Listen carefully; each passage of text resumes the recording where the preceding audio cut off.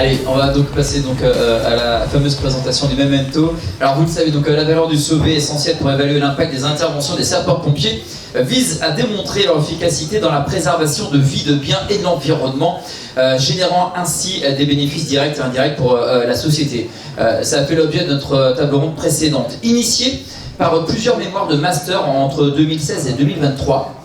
Donc ça a été initié il y a quand même quelques années déjà. Ce concept a encouragé plusieurs SDIS à développer leur propre méthodologie de calcul, menant à la création d'un groupe de travail national en septembre 2023 sous l'égide de la DGSCGC. Pas facile à dire, mais j'ai réussi à le placer. Ce groupe a été, monsieur Pido, effectivement, ce groupe a élaboré un memento définissant une méthodologie initiale pour évaluer la valeur du sauvé dans 4 types d'opérations, avec des recommandations futures pour d'autres contextes opérationnels attendus avec impatience par les SDIS. C'est une présentation assurée, je vous demanderai de les applaudir très fort, par le responsable du groupe de travail national, le colonel Sébastien Salès, et du lieutenant-colonel Éric Morel. Merci beaucoup.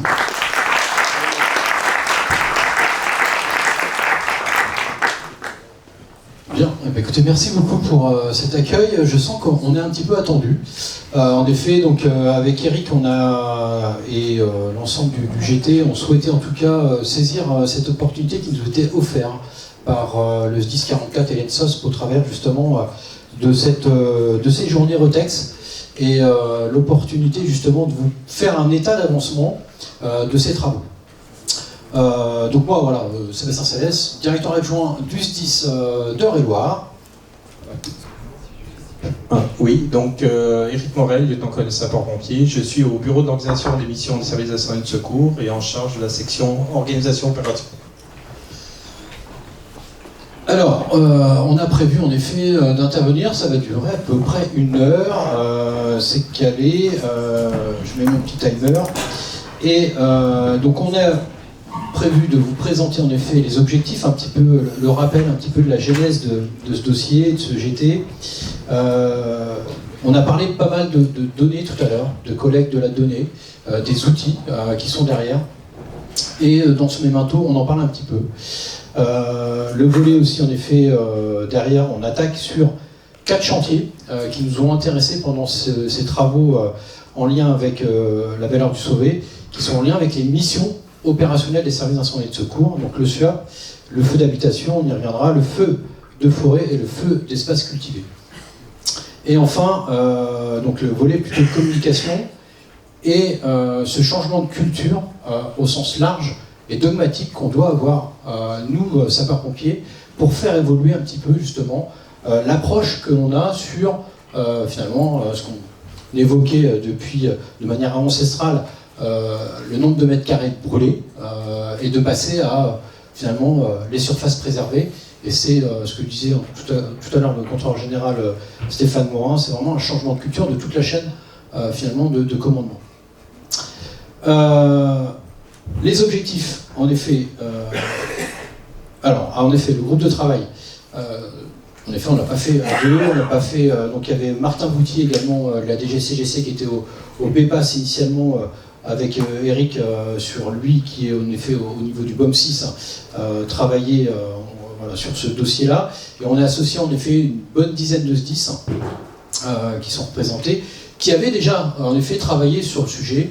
Que ce soit chacun un petit peu dans son domaine, le 13 je pense beaucoup au feu de forêt, le 54, la Meurthe-et-Moselle, sur le volet plutôt incendie, sur le volet secours à personne aussi. Tout à l'heure il y avait une question sur comment finalement valoriser le secours à personne. Bon, en effet on a quelques SDIS qui avaient travaillé déjà dessus, le 91, et puis de manière institutionnelle aussi, on avait dans ce GT l'ENSOSP qui était également présent avec notre collègue David, que j'ai vu tout à l'heure, David Swan, qui a notamment travaillé sur son doctorat sur la valeur socio-économique des services d'incendie et de secours. Voilà la composition un petit peu du GT. On a évoqué, tout à l'heure ça a été évoqué un petit peu, nous ce qu'on appelle un peu l'iceberg, la partie visible de ce qui est finalement mesurable assez facilement. Ce sont les camions rouges et les opérations de secours. Ça, c'est la partie visible de nos actions au sein des services d'incendie et de secours. Et c'est ce qui nous paraissait peut-être le plus facile, en tout cas, à mesurer dans un premier temps, dans cette première version de Memento, pour mesurer justement cette valeur du sauvé. Et puis il y a la partie en effet invisible, un peu moins connue, liée à la prévention, ça a été dit tout à l'heure, liée à toutes les actions de sensibilisation, liées aux actions aussi de prévention dans les ERP, sur la partie prévision, sur le volet accompagnement, notamment des industriels, sur la DECI, sur l'accessibilité. Toutes ces notions un petit peu de prévention qui sont, en effet, quand on a démarré le GT, voilà, jusqu'où on va dans cette valeur du sauvé, et ce qui est visible et peu visible. Et ce qui est peu visible, bon, c'est déjà peu visible, donc difficilement déjà mesurable.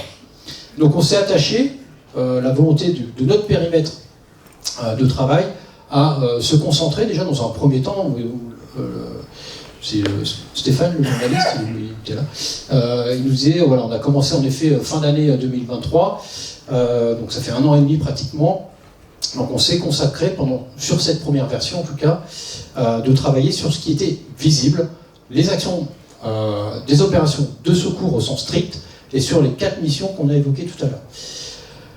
On a mis aussi une définition, ça avait été évoqué tout à l'heure par nos prédécesseurs, une définition sur voilà, ce qu'on entend sur la valeur du sauvé. C'est bien de parler en effet de bénéfices entre ce qui est en tout cas estimé en termes de dommages évités par l'action des secours et finalement ce qui est brûlé, donc l'écart entre les deux.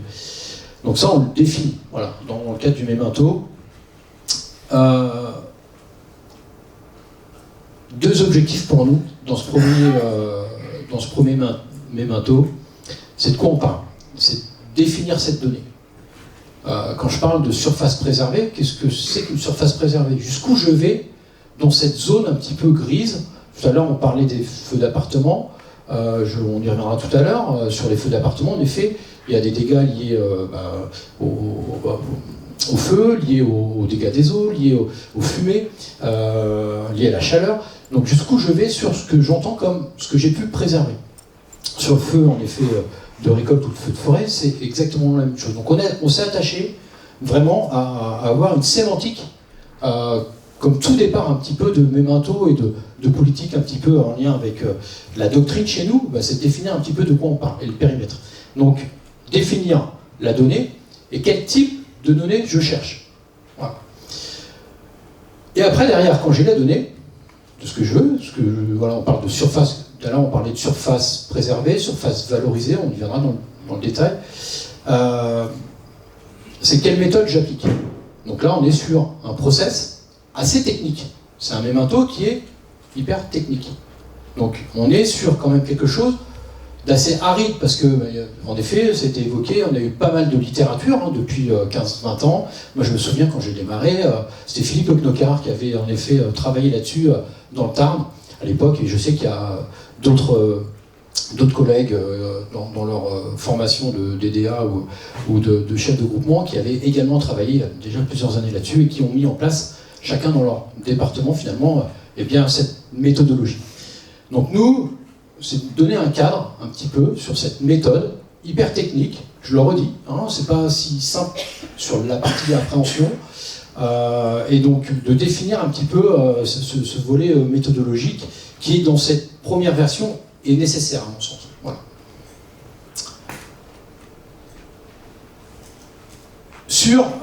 On s'est donné quelques principes au sein du GT, c'est de rester crédible. Parce qu'on a vite fait quand même, on s'aperçoit quand même dans notre évaluation de ce qu'on appelle le coût du sauvé finalement, eh bien on a vite fait finalement déjà on en parle ou pas de monétisation déjà. Et puis en fonction de la méthode qu'on utilise, eh bien on a des chiffres qui peuvent être quand même rapidement exponentiels en termes de valeur du sauvé. Donc on s'est dit il faut éviter de survaloriser. Donc à chaque fois on s'est dit finalement pour éviter de survaloriser, d'être au plus juste finalement de ce qu'on a pu préserver, c'est d'avoir ce principe un petit peu en tête, de se dire, voilà, on évite de survaloriser, on reste crédible, à la fois nous, sens 10, mais derrière avec nos partenaires. Tout à l'heure, ça a été évoqué, si à un moment donné, avec nos assureurs, notamment, on a des chiffres qui sont complètement un petit peu exponentiels, on ne sera pas forcément crédible. Donc notre attachement a été sur ce premier principe. Le deuxième, en effet, c'était de dire, en effet, c'est à la main du COS. il y a un commandant des opérations de secours, voilà, et c'est lui qui, à un moment donné, va valider cette donnée. Voilà. Le COS, que ce soit sur une opération de secours à personne, que ce soit sur le volet incendie, que ce soit sur le feu d'espaces cultivés ou feu de forêt, c'est lui qui décidera en tout cas justement de la justesse de la donnée et de l'opportunité de cette donnée. Troisième, en effet, on a vite compris que en fonction de la mission, eh bien, il y a des missions ou des valorisations qu'on souhaite mettre en avant qui vont être de manière un petit peu industrialisée. On parlait tout à l'heure, Sébastien, tu évoquais le secours à personne, c'est 85% de nos missions. Ça, à un moment donné, il faut qu'on arrive à automatiser, ce qu'on a appelé automatiser un petit peu cette méthodologie. Et puis, il y a des interventions qui restent voilà, certainement là, en termes d'occurrence plus faibles, mais en termes de gravité plus élevée. Et c'est pourquoi on a ce type de journée, c'est le retour d'expérience sur des événements un peu plus marquants, où là, la méthode peut être affinée. Aller un peu plus loin, ce qu'on a appelé aller un peu plus loin dans cette évaluation de la valeur du sauvé. Donc deux approches un petit peu sur le volet risque courant, intervention courante, où on va essayer d'automatiser la donnée et la méthode, et puis une approche un peu plus pour aller plus loin sur des opérations de secours, où finalement, eh bien, on va aller chercher de la donnée un petit peu plus précise, voilà, ou un peu plus loin dans la définition. Et le dernier point qui n'est pas anodin, c'est ce côté un petit peu monétisation un petit peu de cette valeur du sauvé. Est-ce que je monétise finalement la vie humaine? C'est une réelle question qu'on a voilà, au sein du GT. Il y avait voilà, des avis très partagés, assez hétérogènes. Est-ce qu'on monétise en effet cette valeur? Essentiellement, autant sur les biens, il n'y a pas vraiment de sujet. Les assurances le font assez facilement. Et quand on regarde un petit peu la littérature sur la monétisation de la vie humaine, elle est assez complexe, elle est très mouvante, très dynamique, et en fonction des approches, qu'elles soient assurantielles, qu'elles soient sur le volet judiciarisation, eh bien l'approche et le montant sont un peu différents. Donc là, l'opportunité de la monétisation, j'ai envie de dire, dans le même taux, il n'y aura pas de valeur, notamment sur la vie humaine. D'accord ? Donc on fera référence plutôt à aller plus loin. On mettra des références sur France Stratégie, on a mis des références sur l'OCDE notamment, mais on ne s'est pas engagé, en tout cas, à aller plus loin dans cette première version de Memento, encore une fois. C'est vraiment une question voilà, liée un petit peu à ce côté un petit peu dogmatique, déontologique, et de l'approche un peu de votre SDIS. Allez, Eric, vas-y. Ouais. Donc avant d'arriver aux 4 méthodes, il a fallu déjà définir le périmètre au regard de nos missions. Et comme vous le constatez, 92% des missions ont pu être et vont être valorisées au travers de 4 méthodes. Donc c'est bien sûr le secours à personne, 86%, et toutes les missions incendie, feux d'habitation, forêt et cultivés à la hauteur de 6%. Ce qui n'a pas été fait dans ce premier travail au niveau du groupe, c'est l'évaluation pour la partie incendie dans les établissements au centre public, l'industrie, et puis après, je dirais, tout ce qui est lié à la protection des animaux, des biens, de l'environnement, et entre autres lié aux conditions, à l'évolution climatique. On s'est posé la question, certains membres ont travaillé sur ces notions-là, mais l'objectif c'était quand même de sortir rapidement ce guide, après un an et demi de travaux, parce qu'il est attendu, et après on verra dans je pense, une version 2.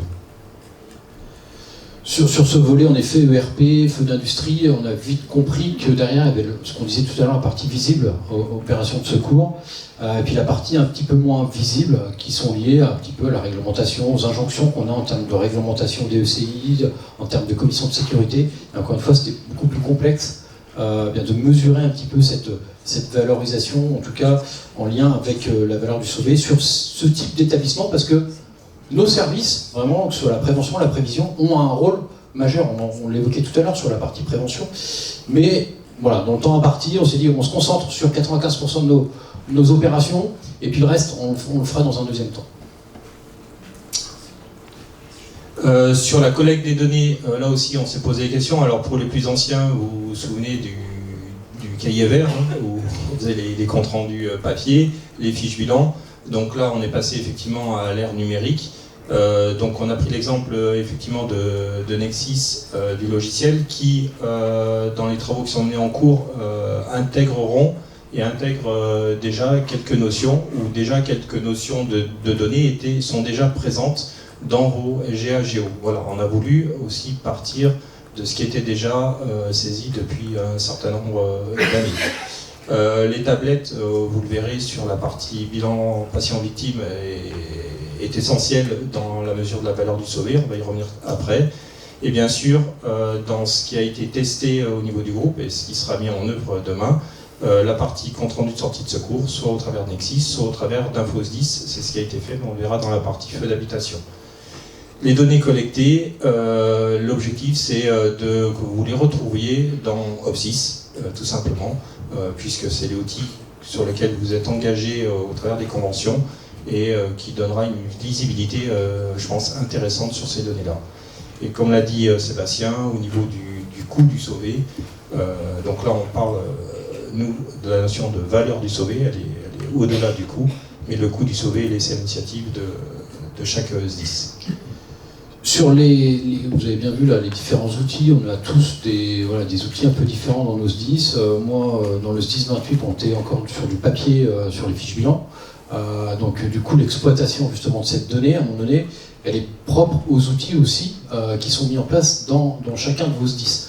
Donc voilà, le Memento, il ne faut pas s'attendre aussi à avoir, en tout cas, l'outil clé en main. C'est vous derrière qui allez, au vu de la doctrine qui va être en tout cas proposée dans le cadre de ce Memento, c'est d'ajuster finalement vos outils, que ce soit sur les fiches bilan patients-victimes, que ce soit sur les CRSS demain avec Nexis, donc c'est pour ça qu'on avance de phase. Eric était aussi sur les indicateurs et pour faire le lien avec Nexis.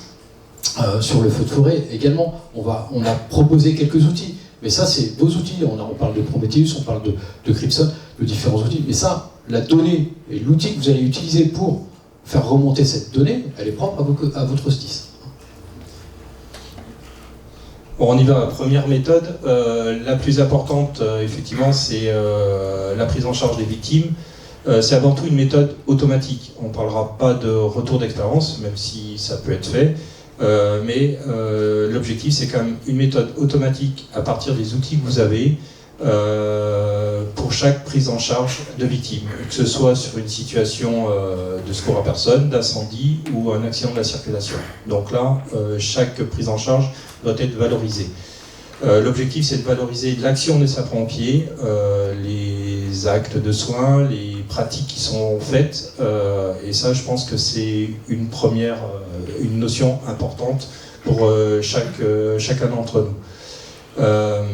Les limites, elles s'arrêtent aux missions des sapeurs-pompiers, c'est-à-dire jusqu'à la dépose de la victime au centre hospitalier ou la prise en charge par un autre service. Donc on va vraiment évaluer ce qu'on aura fait au travers de la victime. Ce qu'il faut prendre en compte, 3 points. Le premier, c'est les gestes de soins d'urgence qui ont été classés en 4 catégories: gestes salvateurs, gestes d'urgence, gestes stabilisateurs et gestes diagnostiques. Je vais en développer un après. Donc cette catégorisation a été faite au niveau du groupe de travail, mais aussi avec l'appui des médecins-chefs, des SDIS du groupe de travail et du docteur Pourret, médecin à la direction générale de la sécurité civile. Le deuxième critère qu'on a pris en compte, c'est l'état de la victime. On l'a déjà dans les comptes rendus de sortie de secours depuis longtemps, décédés, blessés graves, blessés légers, impliqués. Et c'est grâce au croisement de ces deux données qu'on a pu définir 5 catégorisations ou 5 valeurs du sauvé. La vie sauvée, la vie maintenue, l'amélioration de l'état de gravité de la victime, la stabilisation de l'état de gravité de la victime, et enfin le passage évité aux urgences. C'est ces indicateurs-là qui seront utilisés, et ces nouveaux indicateurs-là que vous pourrez utiliser dans vos services d'incendie de secours. Je vais aller plus dans le détail, mais vas-y, Sébastien. Juste aussi pour revenir un petit peu sur cette genèse, à un moment donné on s'est posé la question sur les délais de décroché, par exemple. En effet, est-ce qu'on prend en compte ces délais de décroché dans nos services de secours? On s'est arrêté encore une fois sur quelle est la plus-value du service sur le volet très opérationnel, entre la prise en charge réelle de notre patient victime, jusqu'où on est menant finalement, quelle est la plus-value de notre service, jusqu'à finalement au transfert de charge, un petit peu de responsabilité, qui est plutôt, la plupart du temps, en fonction du CRA 15 et de la destination de notre victime, plutôt vers un centre hospitalier. Donc c'est sur ce laps de temps, finalement, on va dire, on va valoriser déjà cette plus-value du SDIS à faire, en effet, des gestes qui sont soit salvateurs, soit le diagnostic, soit stabilisateur, pour évaluer un petit peu la valeur du sauvé sur le soin. Alors, quelques définitions. Je reviendrai juste sur la première. C'est les gestes salvateurs. C'est tout simplement les gestes qui sont effectués par les secouristes, par les sapeurs-pompiers, qui permettent de sauver ou de préserver la vie. Voilà. Ensuite, pour les trois autres, on a défini, voilà, vous avez la définition, et on s'appuie sur tout ce qui est recommandations, premiers secours en équipe, les protocoles infirmiers issus du décret du 22 avril 2022. Donc on est vraiment basé sur cette première méthode, sur les recommandations et les décrets qui ont été mis en place. Alors si on zoome un petit peu sur les gestes salvateurs, comment ça se passe? Ben, tout simplement, on a défini un ensemble de gestes qui se raccrochent aux gestes salvateurs, la pose du garrot, la compression manuelle, les PISU, le sauvetage. Donc tous ces items-là qui ont été classés dans les gestes salvateurs vont servir et ont servi, parce que 3 SDIS ont testé cette méthode-là, ont servi à paramétrer les tablettes. Et donc pour le chef d'agrès du SAB, c'est transparent puisqu'il va remplir son bilan au niveau de la tablette, et ça va aller chercher effectivement pour la mesure de valeur du sauvé le geste qu'il aura effectué. Donc on a fait la même chose pour les trois autres items. Donc tous ces gestes, finalement, il y a une liste assez exhaustive, hein, par catégorie de gestes qui sont indiqués dans le même entour. Voilà. Mais pour le sapeur-pompier, pour le chef d'agrès, c'est effectivement transparent dans la saisie. Et ensuite, ici, vous avez le tableau de croisement qui va permettre de définir les 5 indicateurs.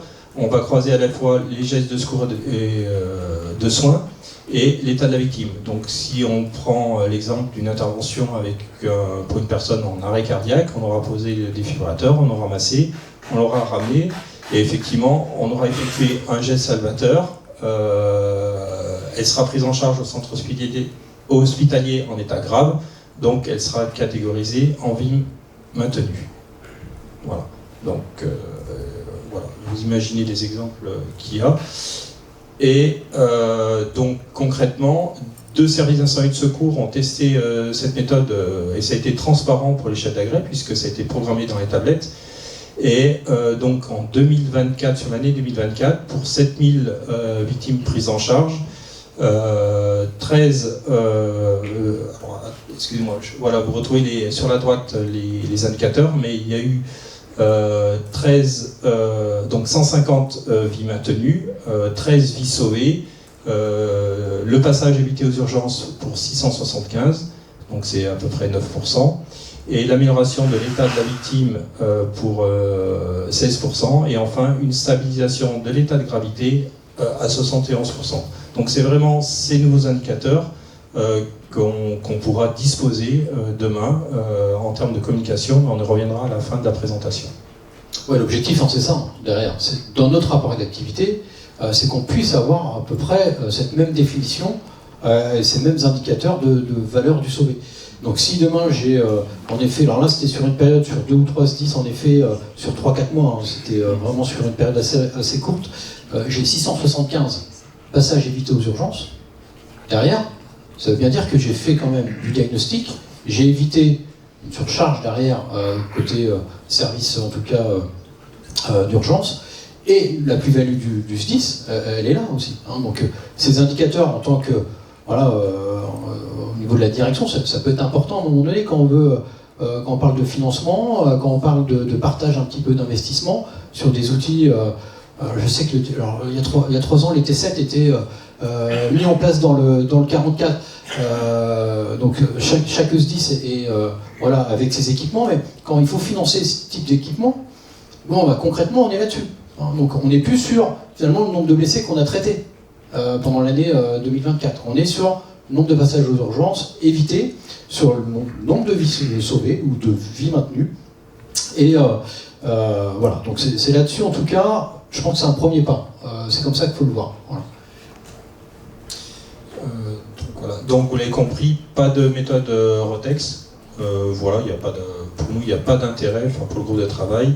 Et effectivement, on ne parle pas de valorisation du coût du sauvé pour la prise en charge des victimes.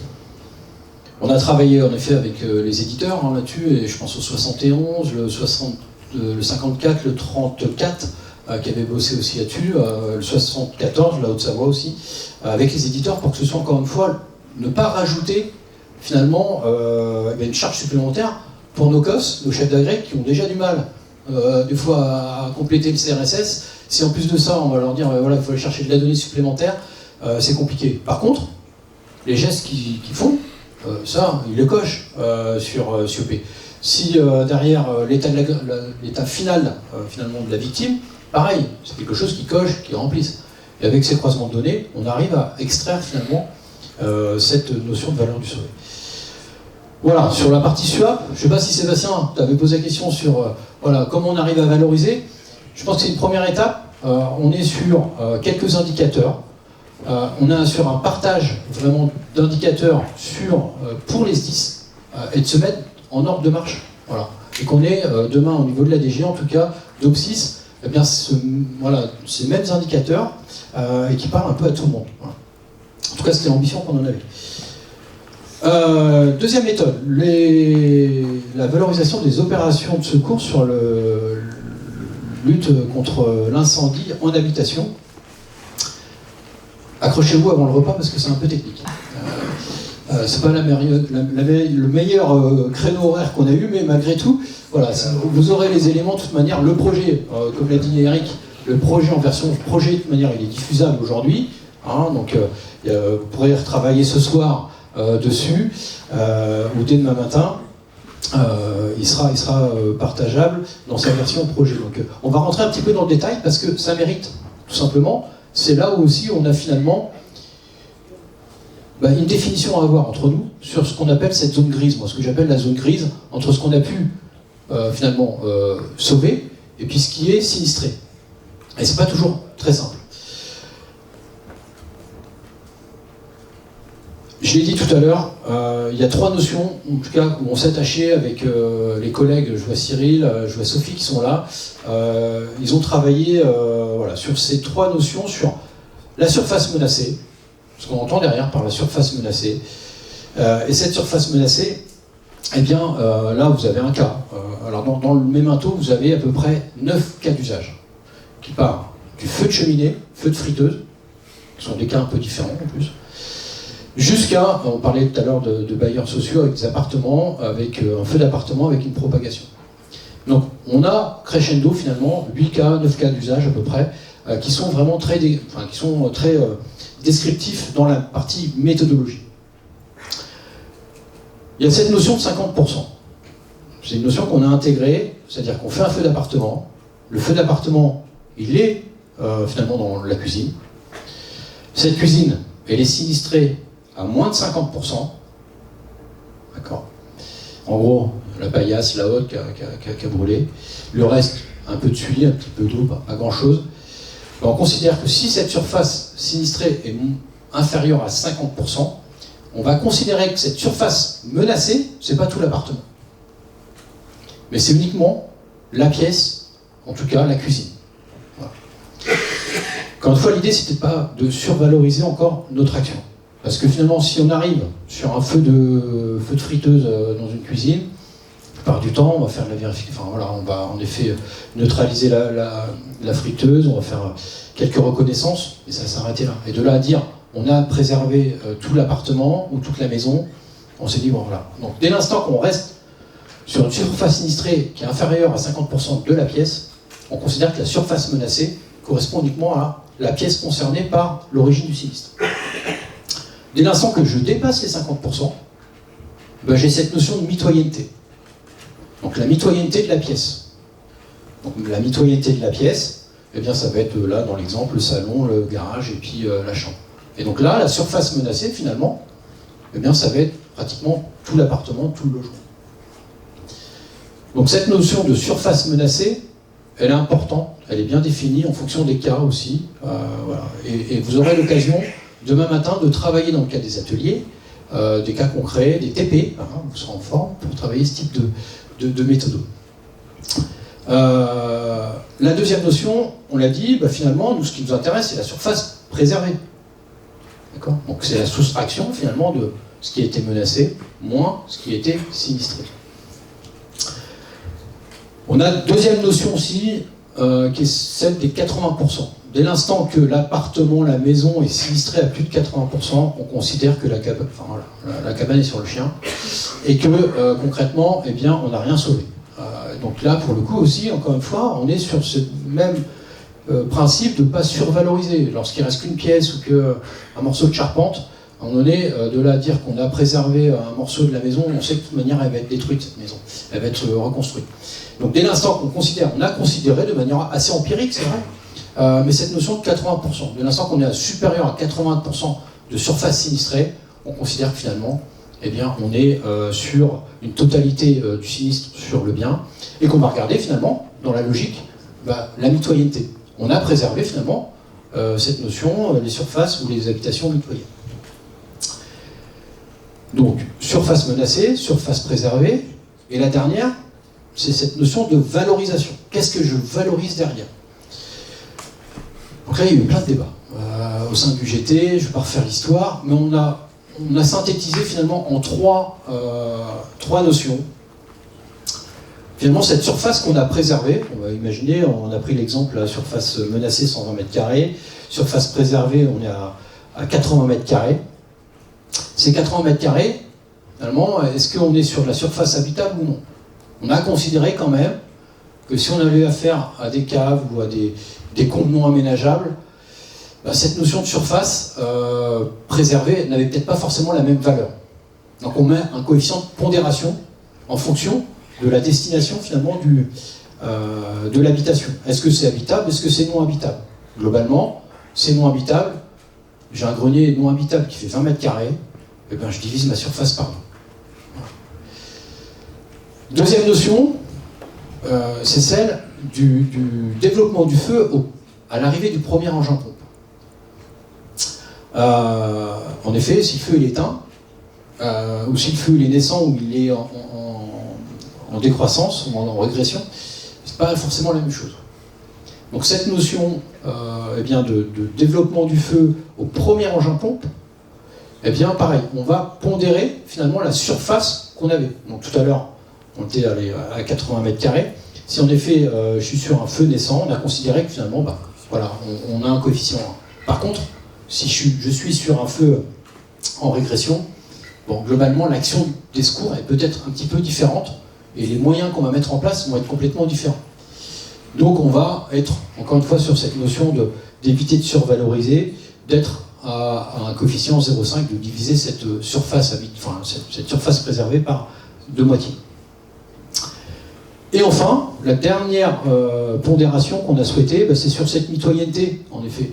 La mitoyenneté avec les autres, notamment les autres habitations qui sont autour. Parce qu'il y a des murs coupe-feu, parce que il y a des moyens de secours qui sont mis en place.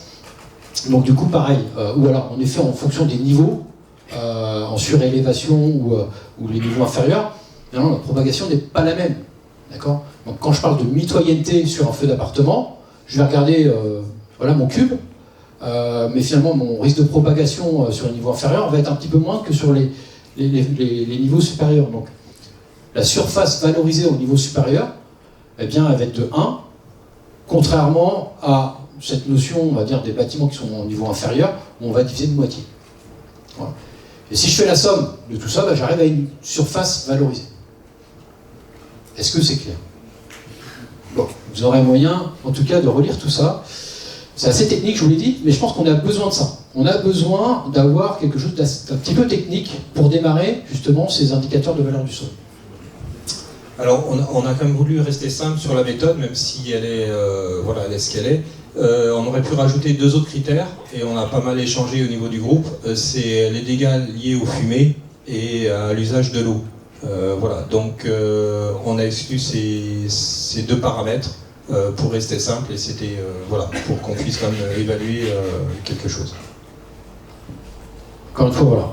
La surface préservée, je la pondère par rapport à 3 finalement coefficients: habitable, non habitable, développement du feu à l'arrivée du premier engin pompe, et le dernier qui est finalement sur cette notion de mitoyenneté, où j'ai en effet soit des niveaux inférieurs ou supérieurs, ou des murs coupe-feu qui me permettent finalement de modérer, enfin de minorer ou majorer en tout cas cette valeur du sauvé. Derrière, on l'a quand même un peu industrialisé grâce à quelques SDIS pour la tester aussi avant de la mettre dans ce mémento. On a quelques valeurs en effet. Ce qui est intéressant, c'est que ça a été vraiment mis en place, notamment dans le 54, dans le 74, de manière assez ponctuelle et à la main, finalement, de chacun des 10. Et là, pour le coup, on a utilisé un faux 10, parce qu'on n'a pas l'outil. Nexis, nous, on ne l'a pas. La plupart des 10 ne l'ont pas. Donc, on a utilisé un faux 10 pour faire cette remontée un petit peu d'infos, qui était alors là, pour le coup, un travail supplémentaire pour le COS, pour renseigner un petit peu, justement, eh bien, cette partie expérimentation liée à cette valeur du sauvé dans le feu d'habitation. Donc, on est au début un petit peu de l'histoire là-dessus, on a quand même pas mal eu de retours, notamment vous pouvez voir, hein, on préserve 34 000 mètres carrés. Donc dans la méthodo, derrière, alors je ne sais plus si on le met. Non. Dans la méthode, on ne l'a pas mis là, mais on fait référence, si on veut monétiser, si on veut aller plus loin, pour monétiser, moi sur Chartres par exemple, on peut monétiser cette surface valorisée. Encore une fois, je parle bien de surface valorisée qui va être monétisable, si je fais le choix sans doute de le monétiser. En lien avec, on met la référence qui est les notaires de France, où la donnée elle est actualisée, elle est par département, par commune, voire par quartier dans certains cas. Et si ce n'est pas le cas, vous avez une donnée quand même qui est actualisée par les notaires de France sur soit c'est de l'appartement, soit c'est de la maison. Donc déjà, la donnée n'est pas la même en termes de monétisation. Et donc on a vraiment cette finesse quand même et cette actualisation. Donc là, on peut le monétiser. Et bien, on fera le choix en tout cas de monétiser cette valeur des biens en lien avec ce site des notaires de France où on a vraiment mis finalement le lien dans le mémento. On passera aux questions peut-être plutôt à la fin. Voilà. Alors la troisième méthode, c'est sur les incendies de forêt. Donc je vais rester un peu général puisque vous aurez cet après-midi le commandant Arnaud Camp du SDIS 13 qui a mené les travaux au niveau d'un GT spécifique. Vous développera cette méthode. Mais en tout cas, l'objectif qui était recherché, c'est qu'on puisse effectivement l'automatiser, mais aussi faire du Rotex. Et surtout l'automatiser, pas que pour les départements du Sud, parce que vous le comprenez, hein, le feu de forêt, ça concerne demain, aujourd'hui et demain, tout le territoire.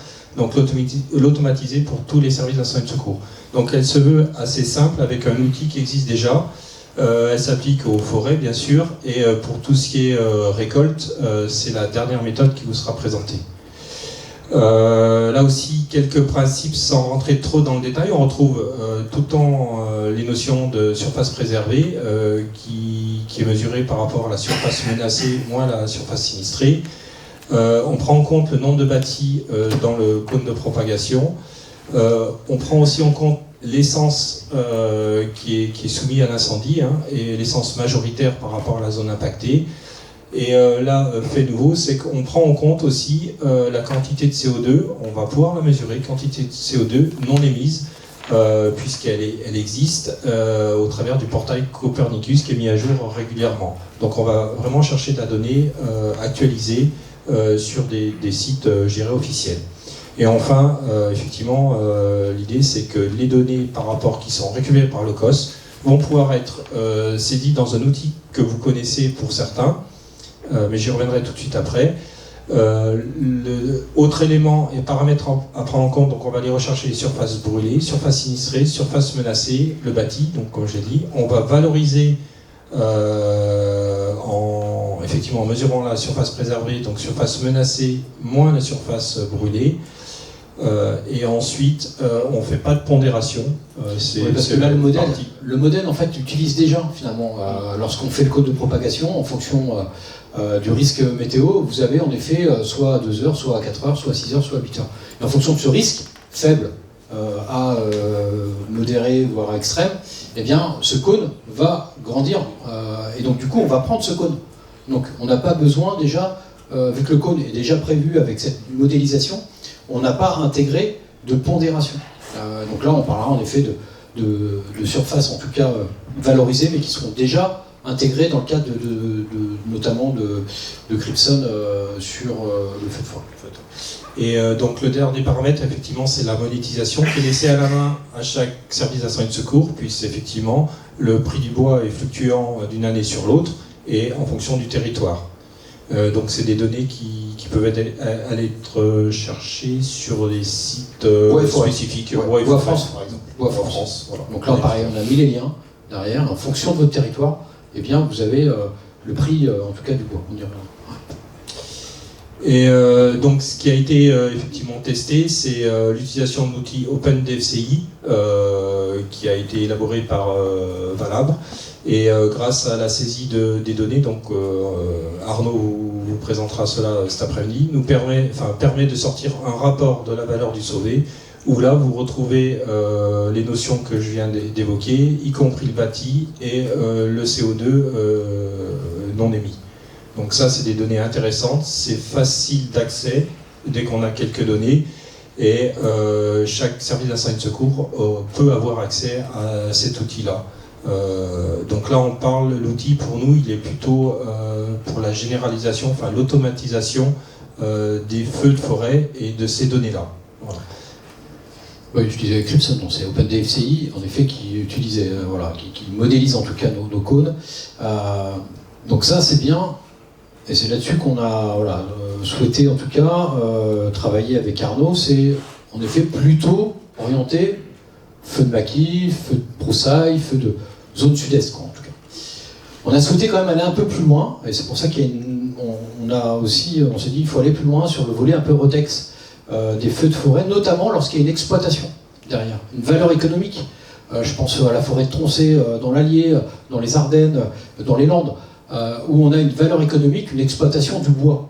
Et là, pour le coup, on ne travaille pas sur un cône de propagation, mais on travaille plutôt sur un modèle qui est utilisé. Là, on a mis l'exemple, en tout cas, un exemple très concret avec le SDIS des Landes, sur un Rotex de 2022, où en effet, ils ont modélisé, toujours en fonction du risque météo, finalement, de faible à extrême, mais ils ont modélisé finalement leur pas et l'éventuelle, en tout cas, surface sinistrée, ce qu'on appelait tout à l'heure la surface sinistrée, c'est ça qui nous importe dans la modélisation, et ce qui a brûlé. Donc la différence, elle se fait de manière assez automatique, parce que sur Prometheus, il rentre la donnée qui est déjà quand même pas mal intégrée. Donc là, sur le volet du SDIS 40, ils avaient estimé en tout cas qui était sur un feu à 6 heures, à une valeur en tout cas monétisée de un peu plus de 5 millions, de 678 hectares.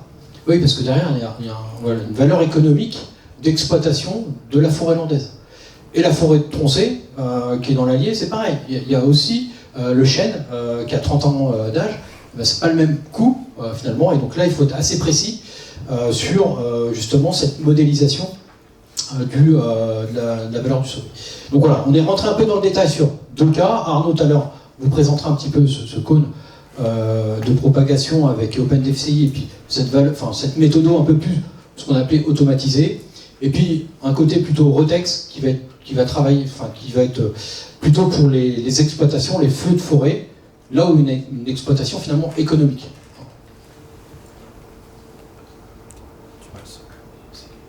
Oui. Feu de culture, hop. Feu d'espace cultivé. Alors les feux de forêt, ça intéresse la zone sud, la zone sud-ouest, un peu la Sologne, c'est vrai, parce qu'on a des Canadaires qui sont venus il n'y a pas très longtemps, et dans le cadre du changement climatique, on a bien vu qu'il y avait une évolution en effet de ces risques-là. Au nord de la Loire, on est quand même impacté sur les feux de culture. Voilà. Et donc là, on a travaillé aussi avec les SDIS, notamment du 45, du 28, sur finalement comment on va essayer de valoriser ces feux de culture notamment sur les feux de blé, feux d'orge. Voilà. Donc on est parti sur la même définition finalement, toujours la même, c'est quelle est la surface sinistrée, cette notion de mitoyenneté, encore une fois, de parcelle, quelles sont la nature et l'origine de la culture. Aujourd'hui, le champ de maïs ou des vignes, bon, ça a tendance à faire plutôt coupe-feu que de faciliter la propagation. Donc, dans ce qu'on va valoriser, encore une fois, on va valoriser finalement les non-pyro-résistants. Donc, le blé, l'orge, comme je disais tout à l'heure. Et puis, on va extraire de la surface valorisée les maïs, les tournesols, ou tout ce qui est pyro-résistant. Et le dernier, c'est en effet pareil, par rapport à cette surface préservée, on va mettre une pondération. Pondération qui est en lien avec le risque météo. Là, pareil, on n'a pas inventé non plus l'eau chaude, on a regardé ce qui se faisait en termes de facteurs de risque météo, parce que c'est pareil, en fonction des départements, on va mettre plus ou moins d'engins en fonction du niveau de risque météo. Si je suis sur un facteur météo noir, je vais peut-être faire du prépositionnement d'engins, je vais engager peut-être 2 groupes tout de suite plutôt qu'une unité d'espace cultivé ou naturel, et je vais regarder la vitesse du vent. Et en fonction de ces 2 indicateurs, eh bien, je vais pondérer finalement, de manière encore une fois un peu empirique, eh bien, ma surface que j'ai préservée. Donc si j'ai 100 hectares de préservés, que ce jour-là, eh bien, j'étais au niveau vert, finalement, de manière un peu virtuelle, j'ai valorisé 75 hectares, vu que je suis sur un coefficient à 0,75. Par contre, à contrario, si je suis en noir, je vais multiplier par 2. Voilà. Parce que je vais avoir mis des engagements supplémentaires au sein du SDIS, des risques, des opérations en tout cas beaucoup plus complexes, pour préserver justement ce qui a été la surface en tout cas menacée. Voilà, donc ça je l'ai dit, en arrière. Hop, donc on a mis un cas concret également dans le cas d'usage, avec les surfaces, les parcelles. Donc là dans les SDIS, on n'a pas modélisé encore une fois. L'outil on ne l'a pas forcément aujourd'hui, l'outil de modélisation on ne l'a pas. Demain certainement on l'aura peut-être un peu plus. Mais en tout cas on a mis un cas concret de méthode sur justement cette valorisation de parcelles, jusqu'à derrière finalement à avoir des références de rendement. Le rendement du blé dans le Loiret n'est peut-être pas forcément le même que dans la Marne. Et donc du coup là on renvoie vers les chambres d'agriculture qui vont vous donner justement ces valeurs-là. Donc là ça veut dire que derrière il y a une opération de partenariat, de convention, d'échange de données sur cette valeur un petit peu du rendement du blé, le rendement du blé à l'hectare, pour pouvoir le valoriser derrière. Et ça c'est un choix du SDIS également. Ouais. Et donc le groupe de travail avait effectivement, a permis de produire ces méthodes, mais sur la fin on s'est quand même posé la question, et effectivement on ne pouvait pas mettre dans le guide des notions de communication. Et je pense que ça c'est vraiment la plus-value qu'il faut rajouter à ces méthodes-là, et il ne faut pas rester sur des valeurs et des notions qu'on garde au sein de chaque service d'incendie de secours. Donc, quelques notions, ça a été abordé à la table ronde, bien sûr, des éléments de langage, des indicateurs à communiquer auprès de la population, ça a été dit au travers des bailleurs sociaux, au travers des élus, c'est des notions importantes et des nouvelles notions à mettre en avant. Envers les employeurs de sapeurs-pompiers volontaires, effectivement, lorsque l'employeur libère un sapeur-pompier volontaire, voilà, quelle est la plus-value au niveau de la société, au niveau du territoire. Et donc je pense que ça, c'est des notions à mettre en avant. Et enfin, le partenariat avec les financeurs. Voilà, donc je ne sais pas si un jour France Assurance arrivera à fédérer, mais effectivement, c'est des notions qu'il faut mettre en avant. Et on ne pouvait pas créer un lien avec les assureurs sans avoir une méthode commune, partagée, avec des indicateurs partagés. Et c'était, voilà, c'est ce qu'il faut prendre en compte, je dirais, dans le travail et les indicateurs qui seront mesurés et produits dans chaque service d'incendie de secours. Au niveau de la communication, bien sûr les réseaux sociaux, peut-être communiquer différemment, pas forcément sur le nombre de morts, mais plutôt sur le nombre de vies sauvées, dans les bilans annuels qu'on peut faire par centre, par département, ou trimestriellement ou annuellement, et bien sûr lors des cérémonies qu'on connaît tous régulièrement.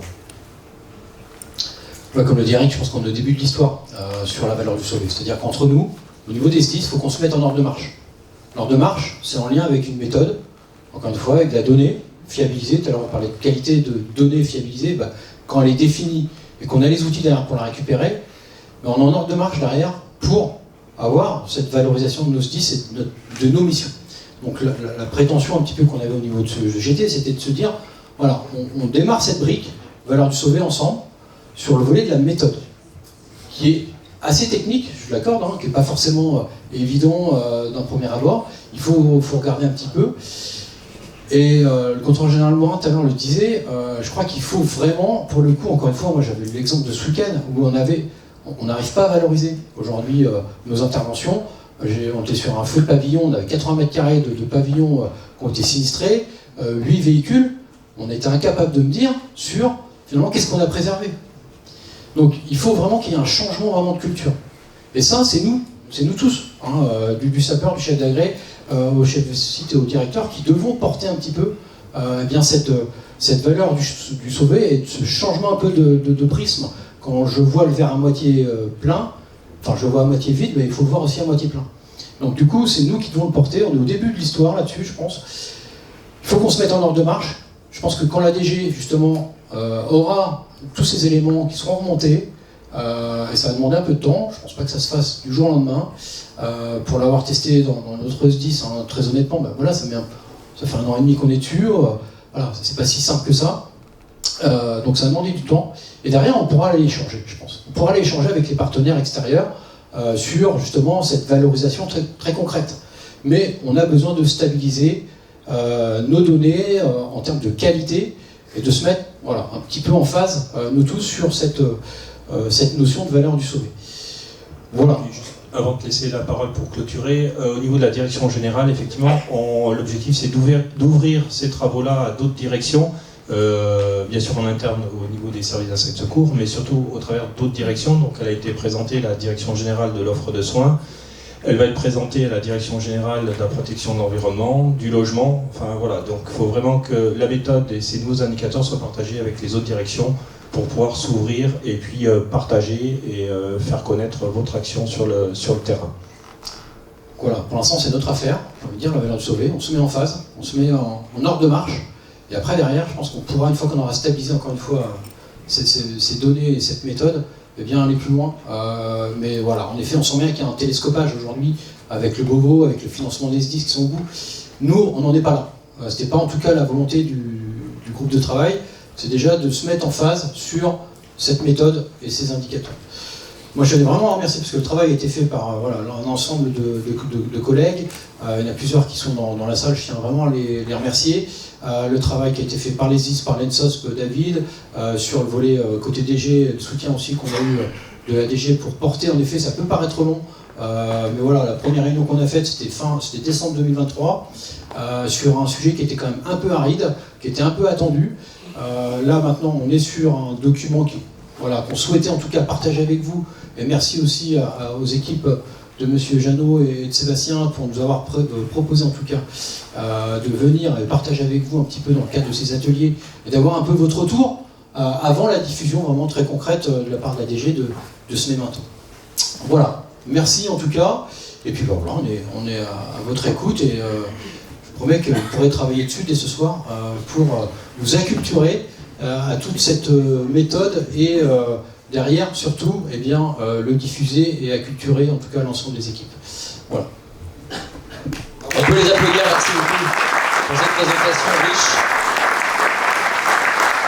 On a un micro à disposition, on peut se donner allez, 10 minutes. 10 minutes de temps d'échange avec vous. Qui a une question? Qui souhaite poser une question? La première sera la plus délicate. Merci à vous. Bonjour, lieutenant Blancer du SDIS de Seine-et-Marne. Je voulais savoir en fait si l'extraction des données, dans le cadre d'une mise en place donc d'un déclenchement sinus, ça pouvait être utilisé au niveau du VPC, après dans un but de communication avec les autorités, etc. Alors avec Sinus, on n'a pas travaillé, encore une fois, on s'est vraiment attaché à définir un petit peu ce qu'on voulait comme type d'indicateur. L'outil, ou les outils qui sont utilisés, qu'on a évoqué un petit peu, on n'a pas été jusque-là, jusqu'à au volet Sinus. Cette valorisation du sauvé, je veux dire, elle est quand même a posteriori de l'intervention et de l'opération de secours, à mon sens. Tout à l'heure, on évoquait, les journalistes n'ont pas forcément les informations, ils savent dire en gros le nombre de voitures brûlées ou le nombre de surfaces qui ont été brûlées dans les Landes en 2022, mais si nous-mêmes, on n'est pas en capacité de leur donner, je pense, la surface qu'on a valorisée ou qu'on a préservée, ils ne peuvent pas l'inventer. Tout à fait vrai. Donc du coup, pour revenir un petit peu à ta question, on n'a pas été jusque-là pour l'instant.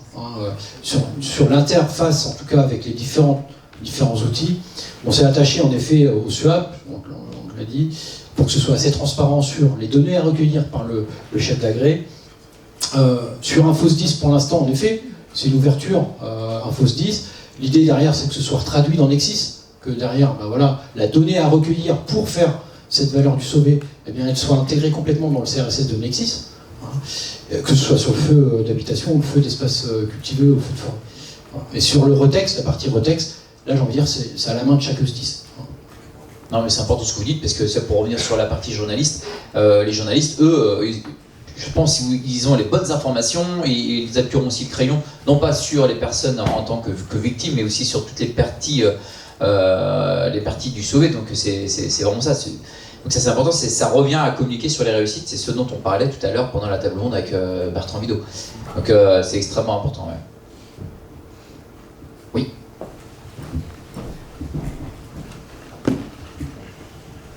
Donc pour la capitaine Bertrand du SDIS de la Sarthe, donc vous avez indiqué pour le SUAP qu'il y avait eu des tests. Alors si je comprends, ça avait SIOP qui avait travaillé et développé sur les tablettes. Donc à savoir si ce développement est fait, si ça peut être déployé assez rapidement vers... C'est l'intérêt en effet de SIOP, de TipDev, qui a vraiment travaillé avec le 71 pour le coup, et le médecin-chef, le DDA pour pas les nommer, mais voilà, ils ont travaillé là-dessus. Nous, le 28, on va récupérer finalement le travail qui a été fait par le 71. Encore une fois, on ne s'attache pas là-dessus, sur notre memento finalement, à quel outil on va utiliser.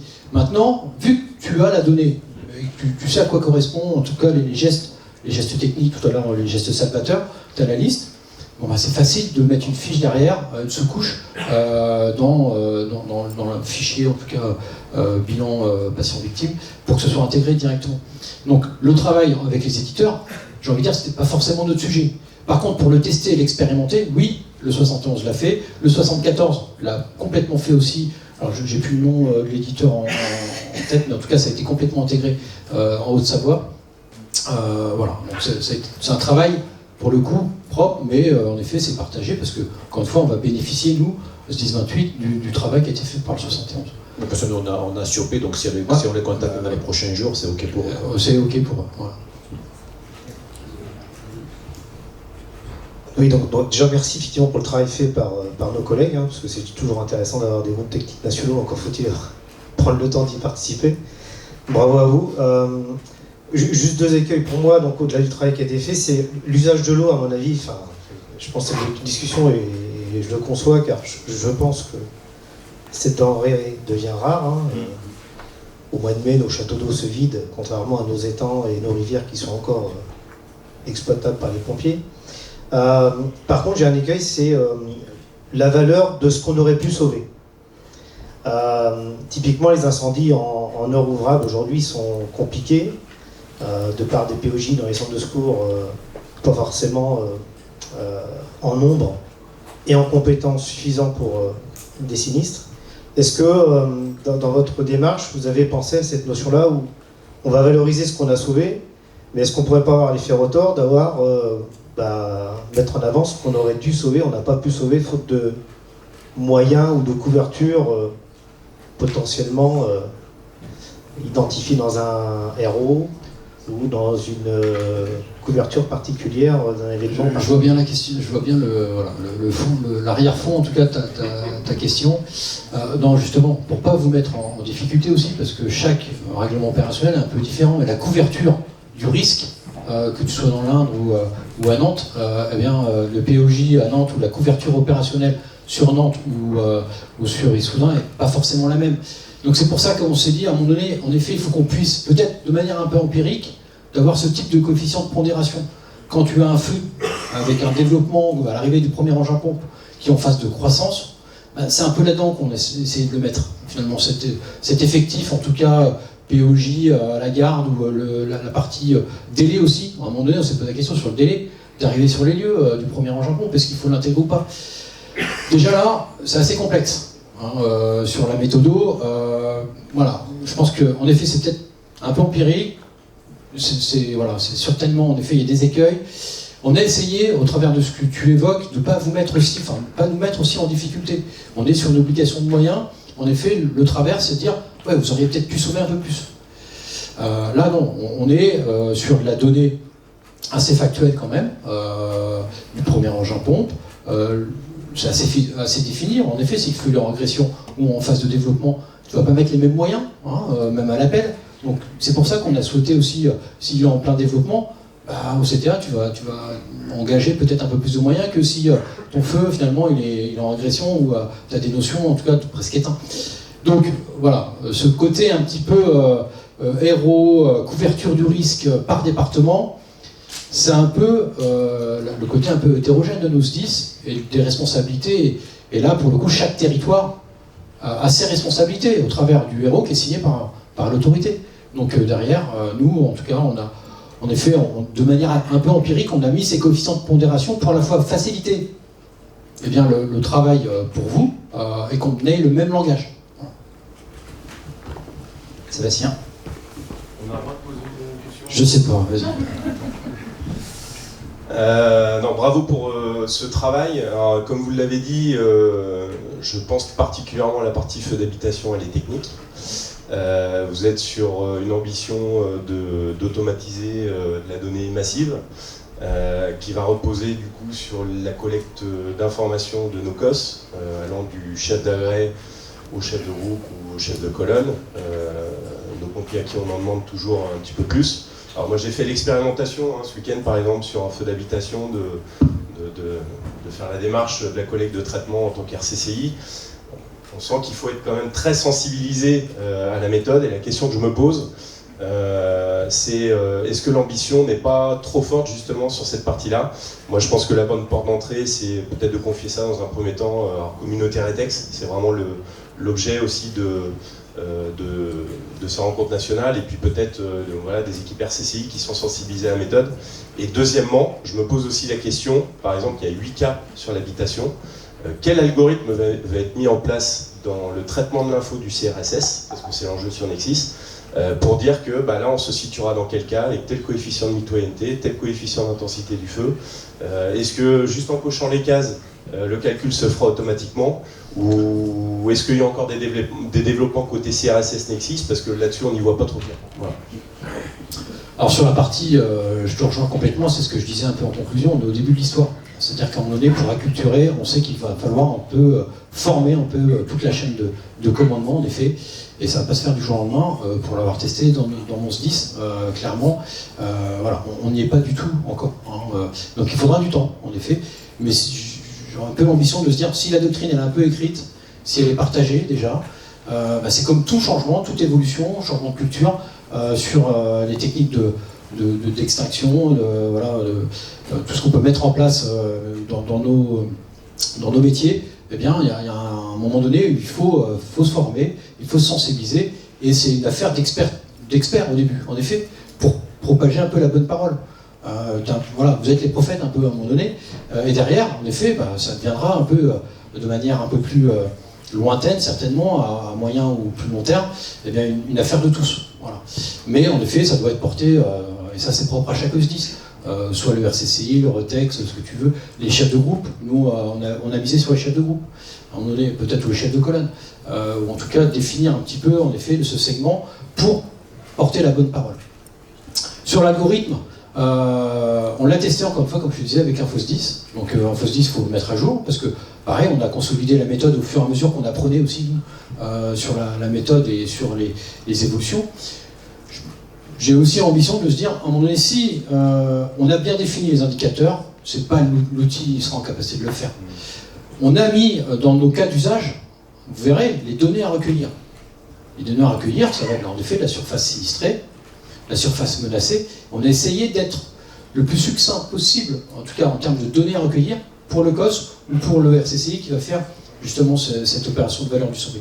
Donc la donnée à recueillir, derrière, on espère en effet que soit au travers de l'outil Nexis ou Oui. On aura des bases avec des algorithmes. Maintenant, l'outil, j'ai envie de dire, il lui faut des éléments de base. Et donc du coup, on a en effet été peut-être un peu ambitieux là-dessus. Malgré tout, il y a deux notions, cette notion de 50%, on la comprend quand même assez vite, la notion de 80%, et puis à la fin du fin, de toute manière, je sais comment ça se passe, un feu de maison, la partie sinistrée, ça va être vite vu. Je veux dire, le COS qui va être sur place, il va considérer que si on est à faire à 50%, bon ben voilà, on va estimer un petit peu ce qu'on a préservé dans la maison. Donc ça va être relativement assez simple finalement, dans la mise en œuvre très concrète de demain, dans la remise, je pense. Hein. Donc oui, il y a l'acculturation, encore une fois, c'est le message un petit peu de conclusion que j'avais, et de changement de culture. Donc encore une fois, on est au début de l'histoire là-dessus. Au même titre, alors j'ai l'habitude de faire un peu le parallélisme avec les ZACR. Vous savez, les ZACR, il y a 30 ans, moi j'étais pas dans la profession, mais quand je lis un peu l'état des ZACR dans le guide méthodologie de 1000 pages des années 85-90, où on avait un guide qui était de 1000 pages avec quelque chose de très prescriptif, très technique, et aujourd'hui un guide méthodologique qui se veut un peu plus on va dire orientation stratégique, avec une maturité liée en tout cas à ces ZACR, la valeur du sauvé, on est là-dessus. Aujourd'hui on est sur un document très prescriptif, technique, et puis voilà, au fil du temps, je pense qu'on fera évoluer la méthode. J'en profite également dans la lignée de Sébastien, mais plutôt pour un volet performance. Est-ce que le groupe de travail s'est interrogé sur, là on regarde que le prisme de la valeur du sauvé, mais pour valoriser cette valeur du sauvé, forcément il faut y mettre des moyens, et donc il y a un coût induit sur la mise en place de moyens humains et matériels. Et est-ce qu'il y a une ambition d'une V prochaine, intégrant sur la balance entre la valeur du sauvé, et c'est les propos de ce premier memento, et d'intégrer des indicateurs d'évaluation financière des coûts mis en œuvre pour aboutir à cette valeur du sauvé, pour intégrer dans une démarche qualité l'évaluation de la performance dans les SDIS. Bon, je pense qu'on n'en est pas là. On n'en est clairement pas sur, malgré tout, on n'en est pas là sur cette notion, en tout cas d'amélioration continue. Ce qu'on a souhaité, encore une fois, là, pour le coup, c'est humblement en tout cas, c'est de se dire, on veut partir sur des indicateurs qui soient partagés. Ne serait-ce que, encore une fois, sur un rapport d'activité annuel, d'avoir le nombre de passages évités aux urgences, rien que ça, au sein de nos SDIS, je pense que quand on veut aller échanger avec d'autres services, c'est plutôt porteur. On n'en est pas, encore une fois, sur cette notion d'amélioration continue. On y viendra, forcément, derrière.